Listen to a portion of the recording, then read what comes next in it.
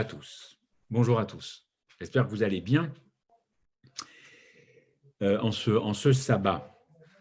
Encore merci au Carrefour, à vous tous là-bas, de nous recevoir, de me recevoir pour échanger sur ce thème, le jour de repos. Alors, je ne suis pas très original puisque nous débutons le trimestre école du sabbat adulte jusqu'en juin sur donc le sabbat. Mais j'ai voulu quand même un petit peu coller à ça et puis me dire, mais sous quel prisme, sous quel regard je vais pouvoir parler de ce jour de repos? Est-ce qu'on n'a pas tout dit sur le sabbat au fond? Est-ce qu'on n'a pas déjà tout dit sur le sabbat? Probablement que oui.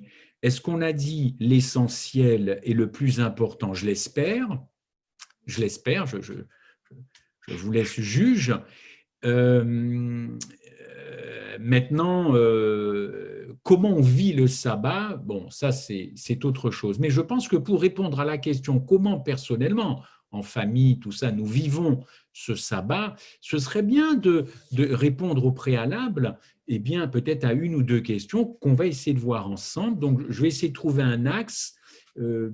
J'espère original, mais enfin en tout cas qui nous permettra de réfléchir. Alors il y a des choses que vous savez, et puis il y a des ponts, des pistes ou des équivalences que peut-être on va découvrir ensemble, et je voulais partager ça avec vous en ce jour de sabbat. Voilà, donc la bonne nouvelle du salut réalisée évidemment à travers la vie sainte de Jésus-Christ, elle est souvent cette bonne nouvelle du salut est souvent désignée dans le Nouveau Testament par repos. Et Claude vient de lire un des textes, Matthieu 11, 28. Repos, venez à moi vous qui êtes fatigués, je vous donnerai du repos. Prenez mon joug et recevez mes instructions, mon joug est doux. Voilà, et le repos pour vos âmes. Il y avait aussi un autre texte, Hébreux 4, verset 2.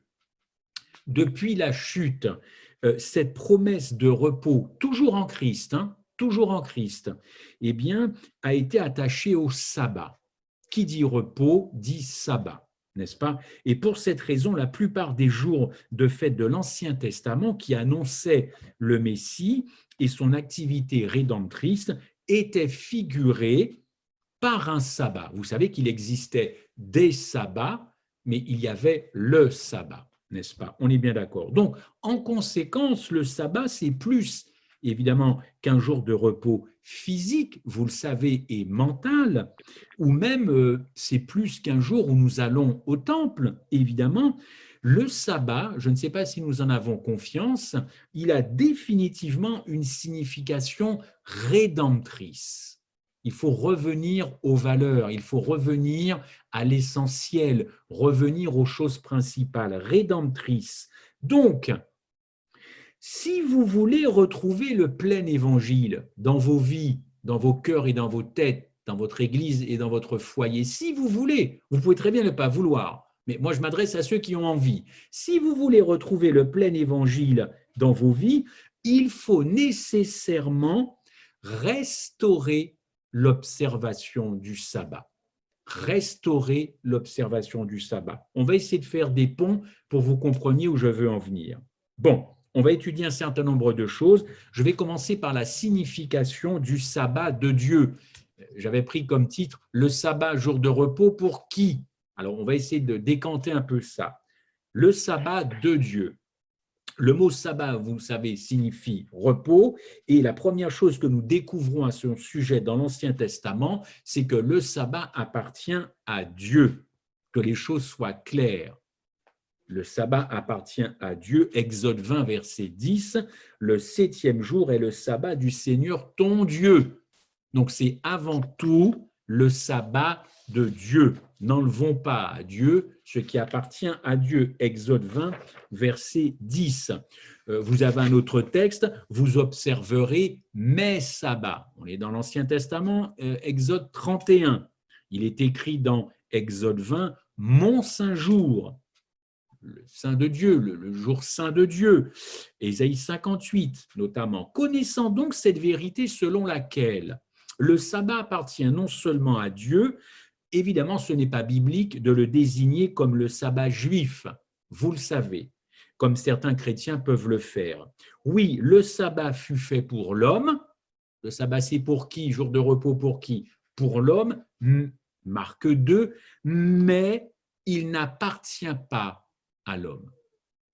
Le sabbat, encore une fois, est fait pour quelqu'un, mais il n'appartient pas à cette personne, n'est-ce pas? Ni aux Juifs, ni aux gentils, ni à vous, ni à moi. Nous ne sommes pas les propriétaires du sabbat, nous les adventistes du 7e jour. Ni aux Juifs, ni aux adventistes. Le sabbat appartient à Dieu. Maintenant, que ce soit les adventistes qui l'observent avec les Juifs, ça, on est bien d'accord. Mais nous ne sommes pas les propriétaires. D'ailleurs, il n'y a rien dont nous soyons propriétaires sur cette terre, en tout cas. Nous sommes des gérants, des locataires, des usufruitiers, mais en quoi je serais propriétaire de quoi que ce soit?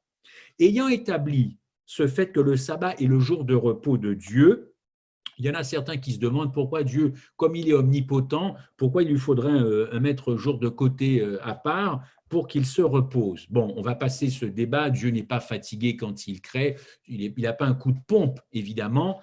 Cet aspect de jour de repos, ce n'est pas pour le mettre au repos physiquement. Évidemment, il n'est pas fatigué. La réponse que nous obtenons de la parole de Dieu est que le sabbat devait faire connaître une chose. Et la première chose, c'est la perfection de son œuvre. Remettons bien les choses en place. La première chose dans ce sabbat que Dieu institue, n'est-ce pas, pour lui, c'est que le monde, les mondes non déchus, les anges, admirent la perfection achevée. C'est dans Genèse 1, verset 31, et c'est dans Hébreux 4, verset 4. Ça, c'est un fait qui est extrêmement important pour ma compréhension de l'Évangile et ma compréhension de la justification par la foi. Tiens, on retrouve encore la justification par la foi. Mais décidément, on ne va pas s'en sortir, n'est-ce pas? La justification par la foi est partout, elle est déjà dans la Genèse. Bon, écoutez, qu'est-ce que vous voulez? On est prisonnier de ce thème, hein, pour ceux qui connaissent un petit peu tout ça. Ben oui, et oui, le sabbat a une grande affaire et a grand à voir avec la justification par la foi. Ce qu'on doit garder à l'esprit, chers amis, concernant le sabbat de Dieu, encore une fois, c'est qu'il est son 7e jour et pas le mien. Le rapport que nous trouvons dans la Bible nous informe que Dieu a pris 6 jours pour créer, évidemment, tout ce qui constitue cette planète Terre et qu'il a sanctifié le 7e comme son sabbat. Je rappellerai très souvent les versets Exode 20, 11. Et vous le savez, l'homme fut créé tout à la fin du 6e jour. Genèse 1, verset 26. Et par conséquent, le 7e jour, le sabbat de Dieu, fut réellement son premier jour complet. Ceci constitue d'ailleurs une remarque très importante, spécialement quand on considère le sabbat à la lumière de la rédemption de Jésus-Christ. À la rédemption, en Christ, et non pas la rédemption de Jésus. Il n'avait pas besoin de rédemption. Notre rédemption en Christ. OK? Donc, l'homme arrive à la fin, tout est prêt, les luminaires, les végétaux, la mer est séparée, tout est prêt et vous le savez, ce mémorial, je prends acte, moi Dieu, je prends acte que tout ce que j'ai créé, c'est parfait, c'est tov, c'est bon, c'est beau. Bon, ça, on connaît ça, hein, on connaît ça. Et l'homme arrive après. Très bien. On continue en disant que Dieu a travaillé 6 jours en créant le monde, et encore une fois, c'est quand tout est parfait et achevé qu'il se repose de son œuvre. Genèse 2, 1. Adam et Ève, d'ailleurs, ne commencèrent pas leur existence en travaillant, mais en se reposant. N'arrêtons pas de le dire, même si on le sait depuis longtemps, n'arrêtons pas de le dire que leur premier jour à eux, c'est un jour de repos. Le dernier jour, pour Dieu, il cesse son travail et le premier jour pour Adam et Ève, c'est qu'ils se reposent sur le sabbat de Dieu et ce fut un jour complet pour eux, un jour complet. Et c'est seulement après qu'ils étaient entrés dans le repos de Dieu qu'ils ont eu 6 jours de travail. Donc ils ont commencé par ne rien faire, admirer, contempler, hop, et maintenant nous allons travailler tous les deux, mon épouse et moi. Comprenez bien cette signification. La signification et l'importance de cette observation est que le genre humain en Adam a d'abord commencé par recevoir l'œuvre que Dieu avait fait comme un don. Et ça, on a du mal, nous les chrétiens, à se dire que tout est don. Tout est don. Et la première chose qu'ils ont mis à faire, c'est de recevoir un don, n'est-ce pas? Entièrement, pleinement un don. Et alors seulement après, ils ont pu jouir pendant le reste de la semaine de ce don. En mettant à part ou en sanctifiant le sabbat, Genèse 2:3, Dieu entre à travers ce don dans une alliance avec l'homme, qui devait toujours être dépendant de Dieu. Mais quand Adam, évidemment, a péché, il est passé de la dépendance de Dieu à l'indépendance. Donc, il a rompu une alliance de dépendance. Remarquez, la société, maintenant, depuis pas mal de temps, elle veut nous rendre indépendants de tout. Or, c'est dans la dépendance, évidemment, que nous avons la joie, la paix, le bonheur. Le résultat de cette indépendance, Genèse 3, tu mangeras ton pain à la sueur de ton visage. Évidemment, la sanction tombe. Aujourd'hui, l'histoire a clairement démontré que lorsqu'un homme vit sans Dieu, les choses vont très mal. Romains 1, 18, si vous voulez bien que je le lise. Romains 1, 18. Romains 1, 18, voilà, j'y suis. La colère de Dieu se révèle du ciel contre toute impiété et toute injustice des hommes qui retiennent injustement la vérité captive. Voilà, une vie sans Dieu, les choses vont mal. Vous lirez jusqu'au verset 28 de Romains 1, 18. Mais Jésus-Christ vient dans ce monde, il est venu avec le dessein spécifique de quoi? De restaurer quoi? De restaurer le genre humain, oui, bien sûr, oui, mais aussi de restaurer le repos que Dieu avait établi pour l'homme. Donc le sabbat, c'est un repos, ça dépend comment vous voyez le repos, mais c'est aussi la restauration de quelque chose, la restauration de ce jour de repos où tu ne fais rien, tu contemples, tu admires, tu donnes de l'amour, tu reçois des autres. C'est tout ça le sabbat. Ce n'est pas simplement un temps d'adoration, un temps de repentance, un temps de reconsécration. C'est pas que ça. Évidemment, mais c'est surtout ce temps, cette restauration où il faut restaurer ce repos que le genre humain, évidemment, a perdu depuis la chute. Matthieu 11, 28, on l'a vu, venez à moi car je sais que vous êtes fatigués moralement, physiquement, spirituellement. Donc, Jésus rétablit la signification du sabbat et on découvre qu'en recevant la bonne nouvelle du salut, on revient à ce premier principe de nos premiers parents dans le jardin quand ils observaient ce temps mort, entre guillemets, premier jour où ils ne font rien, ils observent, ils admirent et ils reçoivent le don. Donc le salut, chers amis, comme la création, premier parallèle, vous le savez, commence non en faisant quelque chose, mais en se reposant dans l'œuvre parfaite, encore une fois, achevée dans la vie et la mort de Jésus-Christ. Je répète, le salut, comme la création, ça commence non en faisant quelque chose, mais en se reposant. Alors là seulement, nous pouvons évidemment, comme je l'ai dit, jouir des avantages et des bénédictions de ce salut.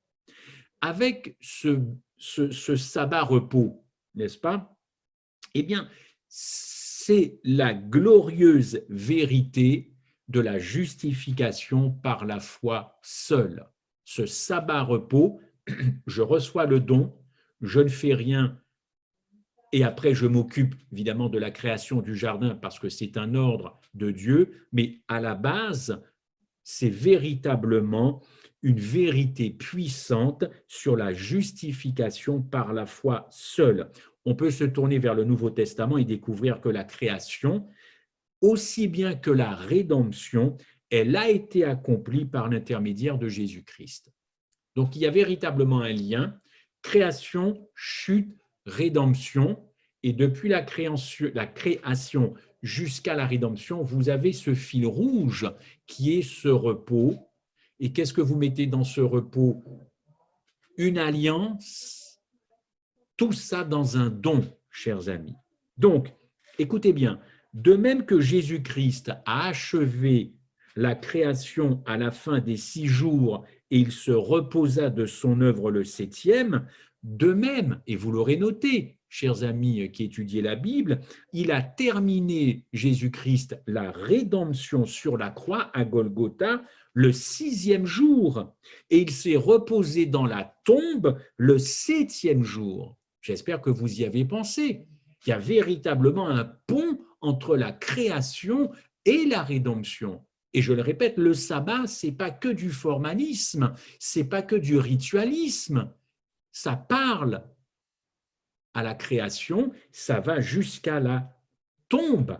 Vous lirez ça dans Jean 17, verset 4. Je vais le lire avec vous. Jean 17, verset 4. Jean 17, verset 4, « Je t'ai glorifié sur la terre, j'ai achevé l'œuvre en 6 jours, c'est pas marqué mais on peut le rajouter, que tu m'as donné à faire, et maintenant toi, Père, glorifie-moi auprès de toi-même de la gloire que j'avais auprès de toi avant que le monde fût fait. » Jean 17, verset 4, et il y a un autre texte, Jean 19, verset 30. Donc, création en 6 jours, rédemption en 6 jours, création 6 plus 1, rédemption 6 plus 1, ça fait 7. Il faut y penser. De plus, l'œuvre de restauration de Jésus-Christ, qui sera réalisée à la fin de son ministère céleste, c'est aussi étroitement lié au sabbat. Lisez Ésaïe 66, verset 22. Je vais le prendre. Ésaïe 66, 22.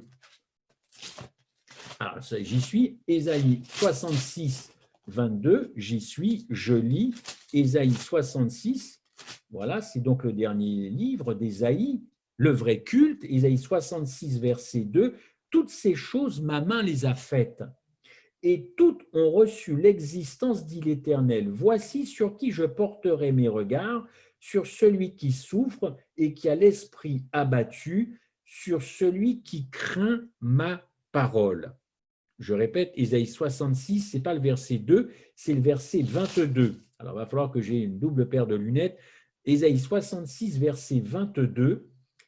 Car comme les nouveaux cieux, c'est mieux, et la nouvelle terre que je vais créer subsisteront devant moi, dit l'Éternel, ainsi subsisteront votre postérité et votre nom. À chaque nouvelle lune et à chaque sabbat, toute chair viendra se prosterner devant moi, dit l'Éternel.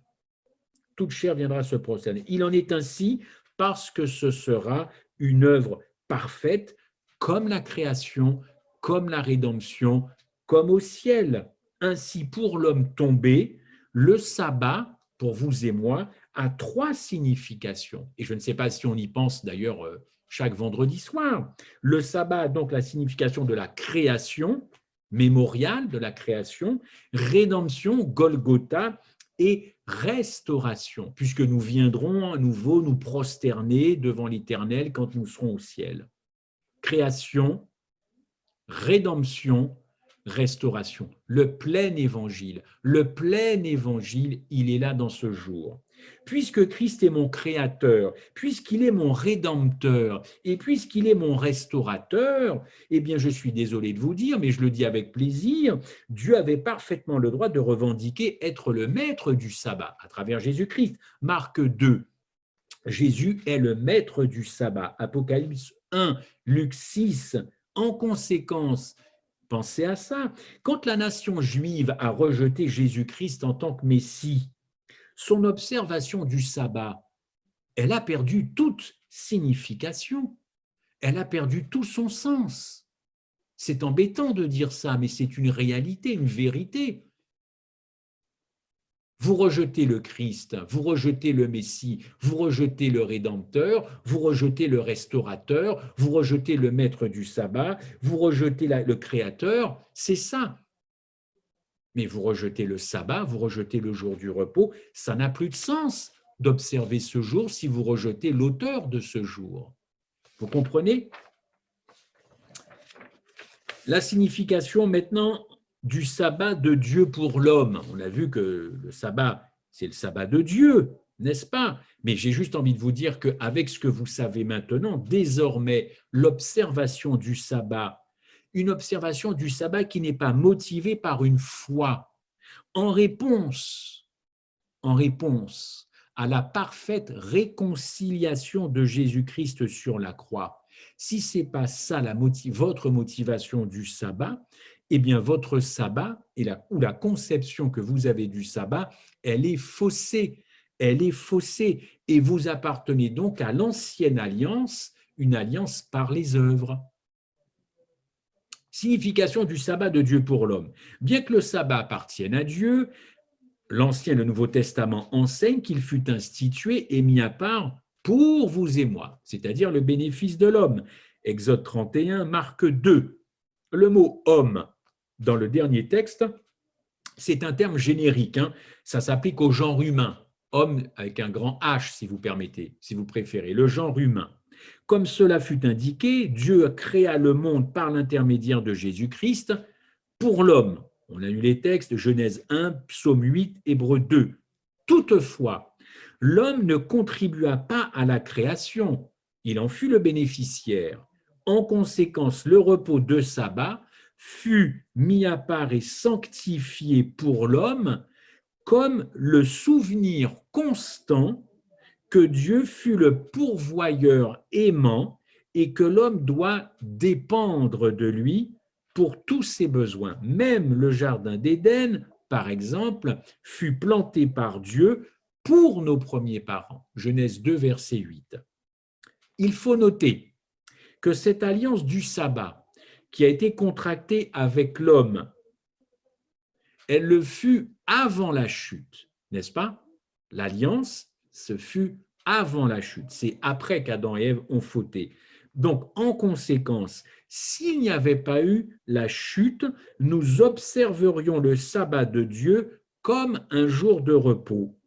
Mais c'est l'entrée du péché qui a détruit la signification du sabbat-repos, puisque le péché, c'est la rébellion contre Dieu, en échange de la dépendance de Dieu. Si le péché nous sépare de Dieu, son sabbat n'a plus de signification. Institué avant la chute, on connaît les conséquences évidemment de la chute, et le péché, au fond, a détruit la vraie signification de ce sabbat-repos, création, rédemption, restauration. Qui pense à tout ça quand arrive le vendredi soir et quand ça se termine le samedi soir? Je ne sais pas, je ne fais pas de sondage, mais je ne sais pas si on pense à tout ça ou si on fait tous les ponts, tous les liens, parce que c'est bien de ce dont je parle. Alors, l'homme, la chute, le péché, eh bien l'homme a introduit son propre jour de repos, vous le savez, le dimanche, le jour qui est reconnu évidemment internationalement comme étant le jour de repos de l'homme. Différent du sabbat de Dieu, le jour de repos de l'homme ne peut pas désigner une œuvre achevée. Ceci aussi, évidemment, sera très important quand nous verrons le point final de la grande controverse entre le salut par la foi, symbolisé par le sabbat de Dieu, et le salut par les œuvres, symbolisé par le dimanche de l'homme, le sabbat de Dieu, le dimanche de l'homme. Gardez ça en arrière-plan, on y reviendra. Bon, Dieu savait qu'il était impossible pour le genre humain déchu, évidemment, de se sauver lui-même. Ça n'était pas possible. Romains 3, verset 19, Galates 2, verset 16. Mais parce que c'est un Dieu d'amour, et évidemment qu'il ne désire qu'aucun périsse, il envoya, vous le savez, son Fils unique pour acheter le genre humain. Le genre humain est restauré, comme je l'ai dit tout à l'heure, ce repos dont nous fûmes privés à cause de la chute. Je reviens sur Matthieu 11, 28, évidemment, sur Jean 3, 16, Dieu a tant aimé le monde qu'il a donné son Fils, ainsi que le verset 17, dans la vie éternelle, c'est qu'ils te connaissent, Galates 3, Hébreux 4. À la croix, la justification de l'homme et la réconciliation furent accompli et achevé. Jean 17. OK? Réconciliation, cette justification de l'homme, ça a été accompli. Cette rédemption parfaite et terminée fut réalisée à la fin du 6e jour, exactement comme on l'a dit, comme le fut la création, Luc 23. Pourquoi je vous dis ça? Eh bien, le repos du sabbat fut restauré et tous ceux qui, par la foi, reçoivent la bonne nouvelle de l'Évangile peuvent entrer dans ce repos. Autrement dit, le sabbat a une grande signification au niveau de la foi, car il faut quand même de la foi pour s'arrêter de travailler 24 heures. C'est pour ça que finalement, très peu de gens acceptent, en tout cas, l'évangile, parce que arrêter de travailler, si vous êtes un commerçant, un artisan, tout de suite, c'est impossible. Donc, il faut beaucoup de foi pour observer le 4e commandement de l'Éternel. Il faut de la foi. Il faut croire qu'il y a un Dieu créateur, que c'est lui qui a créé en 6 jours. Il faut croire pas mal de choses pour se dire qu'il y a un jour qui a été mis à part pour Dieu, qu'il me le confie à moi. Il faut de la foi, n'est-ce pas? Et donc ce jour de repos fut restauré, et encore une fois, tous ceux qui, par la foi, reçoivent la bonne nouvelle de l'Évangile, seulement eux peuvent entrer dans ce repos de Dieu. Ceux qui n'observent pas ce jour de repos par la foi, au fond, ne rentrent pas dans la vraie signification qui est cessation des œuvres, contemplation, admiration, je donne de l'amour, je reçois de l'amour. C'est ça la véritable signification. Mais encore faut-il que ça vienne de la foi, cette histoire-là, n'est-ce pas? Par l'Évangile, la nouvelle alliance de Dieu, l'homme peut une fois encore entrer dans ce repos, car le sabbat en est le signe, n'est-ce pas? Donc, regardez dans le sermon sur la montagne. Jésus enseigna clairement que si nous cherchons premièrement le royaume de Dieu et sa justice par la foi, nos besoins seront satisfaits. Matthieu 6. Très bien. Je le cherche par la foi, mes besoins sont satisfaits. Ce qui veut dire que l'Évangile trace pour nous une issue afin d'échapper à notre indépendance ou à l'indépendance vis-à-vis de Dieu, qui est encore une fois la source de tous nos problèmes, pour retrouver cette dépendance qui, je le répète, est la source de notre joie et de notre bonheur. Chers amis, une chose est claire, on ne peut pas servir deux maîtres, c'est-à-dire moi et Dieu. Quand on entre dans le repos de Dieu, n'est-ce pas, son jour de repos doit devenir le mien. Et c'est le signe extérieur que nous avons choisi de vivre par la foi seul,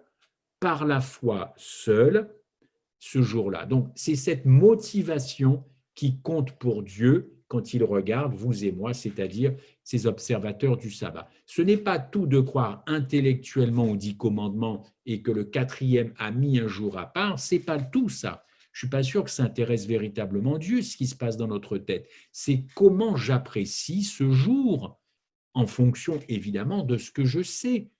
Est-ce que je fais tous ces ponts? Est-ce que je fais tous ces liens? La loi et le sabbat. La loi et le sabbat. Bon.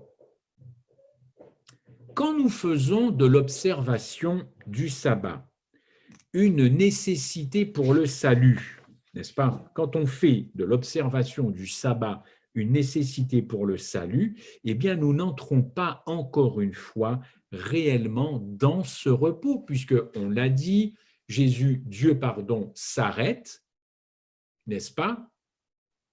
Il ne fait plus d'œuvre créatrice, et ensuite Adam et Ève arrivent, eux ne font plus rien non plus. Ce n'est qu'après qu'ils travaillent. C'est comme pour Dieu. Après avoir tout installé, il reprend son pouvoir de création avec Adam et Ève. Mais il y a bien un moment où on s'arrête, n'est-ce pas? Donc, si je fais de l'observation du sabbat une nécessité, voire une condition du salut, je n'entre pas réellement dans le repos de Dieu, qui signifie, je le répète, un salut parfait et achevé. Mais là, Si je fais ça, je détourne l'observation du sabbat vers, encore une fois, un salut par les œuvres, ce qui est le contraire, évidemment, du sabbat. Le Nouveau Testament, et spécialement l'apôtre Paul, enseigne nettement, chers amis, que quoique Dieu ne donna jamais la loi comme moyen de salut, il désire néanmoins que vous et moi, les chrétiens, on considère la loi comme un critère de vie. Comme un critère de vie. Romains 13, verset 8. Je vais le lire. Romains 13, 8. Prenez vos Bibles, j'espère que vous les avez avec vous. Romains 13, verset 8. Romains 13, verset 8. Ne devez rien, j'espère que je ne me trompe pas cette fois-ci, 8 à 10. Ne devez rien à personne si ce n'est de vous aimer les uns les autres. On connaît bien ce texte. Car celui qui aime les autres accomplit la loi. En effet, les commandements, tu ne commettras point d'adultère, tu ne tueras point, tu ne déroberas point, tu ne convoiteras point, et ce qu'il peut encore y avoir se résume dans cette parole, tu aimeras ton prochain comme toi-même, n'est-ce pas? Et l'amour ne fait point de mal au prochain, l'amour est donc l'accomplissement de la loi. Combien parmi nous, quand nous observons la loi, quand nous prêchons la loi, quand nous parlons de la loi, nous faisons référence à ce verset et nous croyons à ce verset. L'amour, c'est l'accomplissement de la loi. Vous imaginez ce que dit Paul? Ça veut dire encore une fois que celui qui observe la loi de Dieu, eh bien, écoutez, s'il n'a pas d'amour pour les autres, il est hors l'évangile. Il n'est plus dans l'évangile. Je ne sais pas où il est, ce n'est pas un jugement, mais il n'est plus dans l'évangile. La loi a vraiment à faire avec l'amour. Et vous pouvez très bien obéir aux 10 commandements et aux autres lois sans avoir d'amour dans le cœur. Vous le faites simplement parce que c'est écrit qu'il faut obéir. Et l'apôtre Paul est clair. C'est d'ailleurs, s'il y avait une phrase qui pouvait résumer, franchement, peut-être que parmi vous, vous seriez d'accord ou pas, s'il y avait une phrase qui pouvait résumer le message de 1888, ce serait Romains 13, verset 10. L'amour, c'est l'accomplissement de la loi. Parce que la grande friction en 88, c'était ceux qui étaient légalistes à fond pour la loi, et John C. Wagoner et Madame White qui disaient « Attention, l'amour ». C'était le grand point de tension, la grâce, la loi, l'amour, la loi, en 88. On pourrait résumer ce problème, cette grande controverse avec Romains 13, 8. Donc, sauf erreur possible, Jésus a montré que la vraie motivation de l'observation de la loi était l'amour. Matthieu 22, Jean 14, ça a été clairement enseigné dans l'Ancien Testament, ça a été clairement enseigné dans le Nouveau Testament. Ces motivations, il y a des motivations qui viennent du paganisme, toujours la même chose. J'obéis par crainte de la punition ou j'obéis par désir de récompense au niveau de la loi. Ça vient du paganisme. Mais Paul nous rappelle en Romains 13, encore une fois, que l'amour est à la base de l'accomplissement de la loi. Et ça, c'est quelque chose que le pécheur ne peut pas produire lui-même. C'est Dieu qui mettra l'agapé dans le cœur de cette personne pour qu'il y ait cet accomplissement de la loi par amour, n'est-ce pas? Alors, nous voici à considérer la loi comme un critère de vie, n'est-ce pas, pour le chrétien. Et en examinant la loi morale, vous avez compris les 10 commandements, le décalogue, que les 4 premiers commandements, ça concerne ma relation avec Dieu, ça ne vous a pas échappé, hein, vous ne m'avez pas attendu, tandis que les 6 derniers, eh bien, c'est celles que nous devons développer, n'est-ce pas, avec notre prochain. Entre parenthèses, on a des chrétiens adventistes, ce sont vraiment les observateurs des 4 premiers commandements. Hein. Quant aux 6 autres, ils ne sont pas fortiches. Hein. Il y a encore du boulot. Ouais, il y a encore du travail. Les 4 premiers, c'est 10 sur 10. Le vendredi à 20h pour nous, à 19h50, poum, c'est sabbat. C'est tac, vraiment. Alors là, les 4 premiers commandements, mais les 6, il y a du travail. Ça rime à quoi? Ça rime à quoi? Vous pensez que les 4 sont supérieurs aux 6 autres ou que les 6 derniers sont supérieurs aux 4 autres? Non, on n'a jamais vu ça, n'est-ce pas? On n'a jamais vu ça.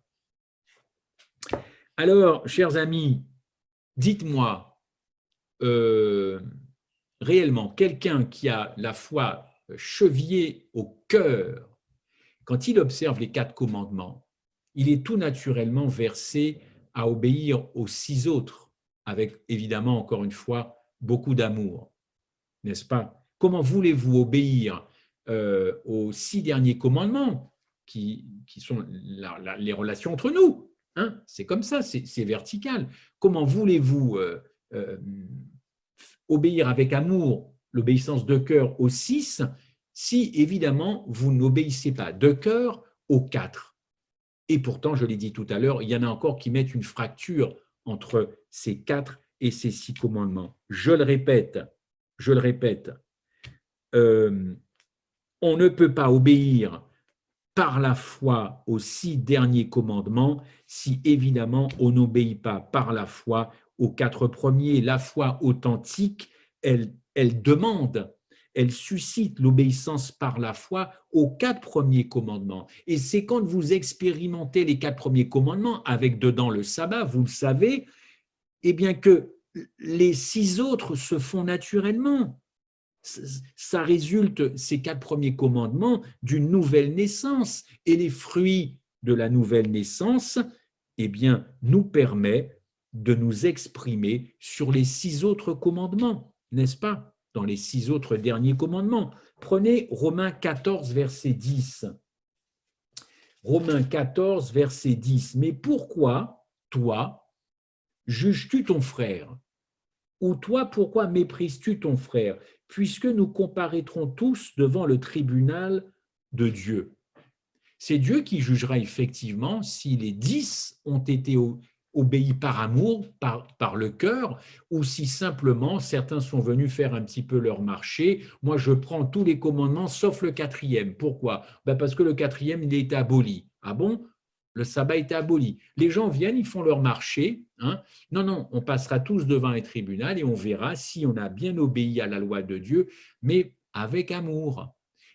Et quelle motivation, quelles étaient les intentions? Ça se juge tout ça. C'est bien beau les grands observateurs de la loi de Dieu, mais ils font ça pourquoi au fond? Pourquoi? Pour qui? Quand j'observe le sabbat, je le fais pour qui? Pour moi, ma famille, mon église, je le fais pour qui au fond? N'est-ce pas? Euh,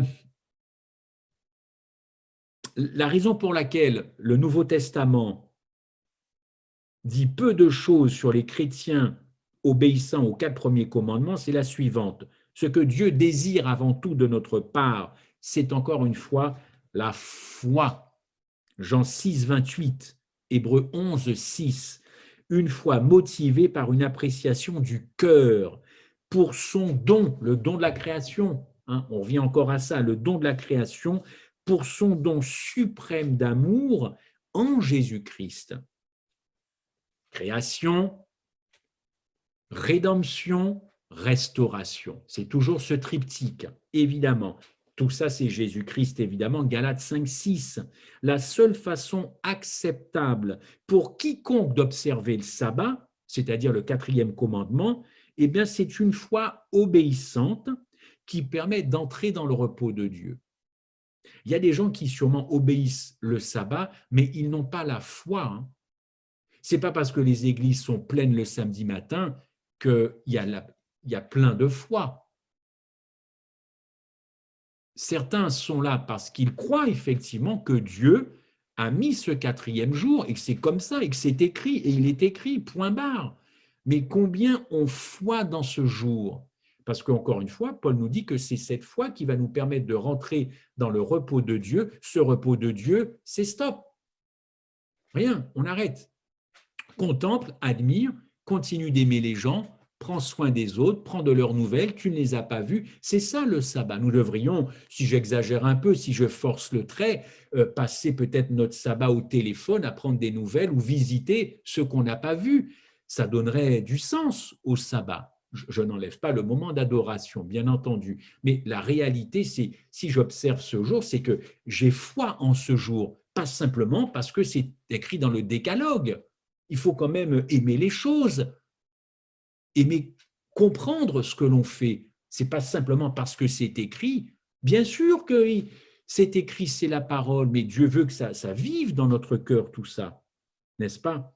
Alors oui, c'est vrai, le sabbat, c'est un sceau, le sabbat, c'est un signe, mais ce ne sont que des mots, tout ça, des mots qu'on a appris tout petit et qu'on répète inlassablement jusqu'à son lit de mort. Sceau, signe, oui, mais est-ce qu'on le vit, ça? Est-ce que ça a du sens, autrement dit? Est-ce que je pense à ça? Autrement dit, création, rédemption, restauration. Je terminerai par cette controverse qui est très chère aux adventistes du 7e jour. La controverse entre le sabbat et le dimanche. Je ne sais pas si j'étais un petit peu long. La controverse entre le sabbat et le dimanche. Toutes les fois que la question du sabbat et du dimanche est amenée au centre du débat, notre attention est immédiatement attirée vers les chrétiens qui observent le dimanche contre ceux qui observent le sabbat. N'est-ce pas? Ah ben, ça va être ça. Ils observent le dimanche, et bien, nous, c'est le sabbat. N'est-ce pas? Est-ce que c'est vraiment la question réelle qu'il faut se poser? N'est-ce pas? Il y a aujourd'hui beaucoup de chrétiens sincères qui se reposent pleinement en Jésus-Christ pour leur salut, mais qui observent le dimanche. Et il y en a d'autres qui observent le mauvais jour dans une juste intention. Ils observent le mauvais jour, mais il y a une juste intention. De même, plusieurs observateurs du sabbat croient que cette observation les sauvera. Vous croyez que c'est mieux? Franchement, vous croyez que c'est mieux? Alors eux, ils observent le jour qui est juste, mais pour de mauvaises raisons, avec de mauvaises intentions. Au fond, les deux groupes ont besoin d'être éclairés par le Saint-Esprit. Et le Saint-Esprit le fera à la fin, n'est-ce pas? Car c'est son rôle de nous conduire dans quoi? Vous le savez, dans toute la vérité, Jean 16.